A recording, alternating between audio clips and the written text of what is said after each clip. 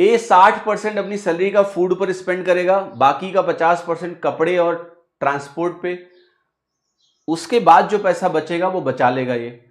अगर उसकी सेविंग साल के अंत में इतनी है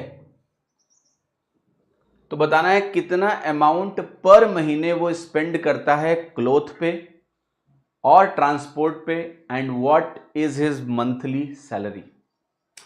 तो सबसे पहले देखो ये एनुअली इतना पैसा बचा अल्टीमेटली उसके पास।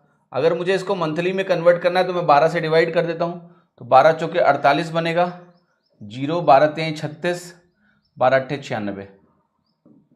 तो ये अल्टीमेटली उसकी मंथली सेविंग है। ठीक है, सवाल जो पूछ रहा है उसको समझते हैं। मान लिया उसके पास 100 यूनिट्स हैं सैलरी मंथली का, 60% वो खर्चा कर देगा तो 40 यूनिट बचेगा।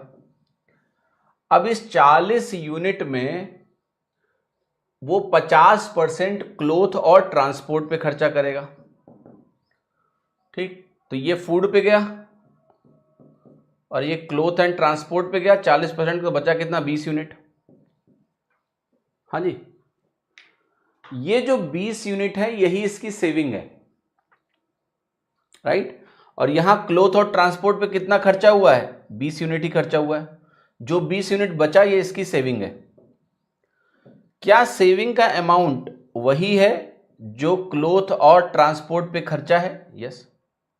तो क्लोथ और ट्रांसपोर्ट पे जो खर्चा है वो 4038 आ गया, जो कि 2 ऑप्शन में दिया हुआ है, और नन ऑफ दीज ही मौजूद है, तो मुझे दूसरा सॉल्व करना ही पड़ेगा। और मंथली सैलरी क्या है, अगर यहां पर ये वैल्यू आपकी आई 4038 के बराबर, तो मंथली सैलरी इसका 5 गुना है। 20 है तो ये 100 है, तो 5 गुना कर लेते हैं इसका। 5 गुना करोगे तो 4000 का 5 गुना आएगा सिंपली 20,000, और 38 का 5 गुना 190 आता है, तो ये वैल्यू हो गई 20,190। तो 20,190 और 4038 ए ऑप्शन में है, तो ए ऑप्शन आपका यहां पर करेक्ट हो गया। ठीक है, दैट्स द राइट आंसर।